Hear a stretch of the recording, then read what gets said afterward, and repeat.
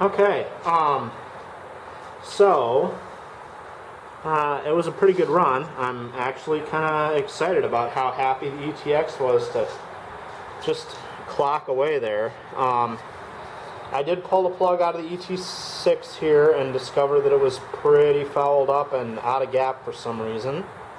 So even though I had a spark at the wire, of course it wasn't sparking inside, but it was also running really fast. And let me turn this around here. So when the cam is at full there and lifted as high as it goes,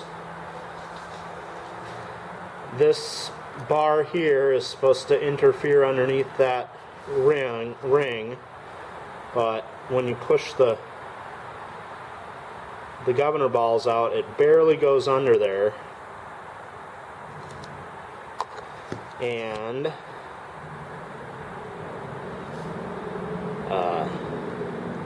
yeah, it barely goes under there. So I think what's happening is it's,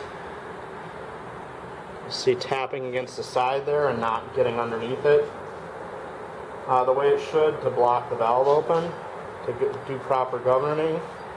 So I'm gonna, I guess, inspect that really closely. It might just be routine wear on the brass parts there, because this is, you know, brass can wear like that. I don't know, I'll have to investigate it and see if there's a little adjusting to make it interfere better. A lot of other folks are just cutting the springs in the governor to make it more reactive.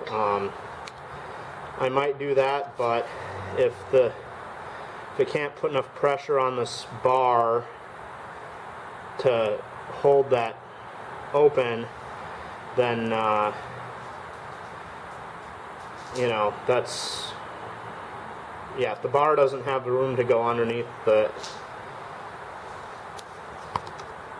right here, then it doesn't really matter how much pressure it gets put on it.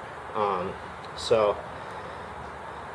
yeah, we'll have to investigate that. The ET7 there. The ET7 ran pretty good once I got it started, but it kept kind of going out of tune. I don't really know why. It was running pretty good for a fair while, and so I'm kind of disappointed that it's suddenly acting up like this, but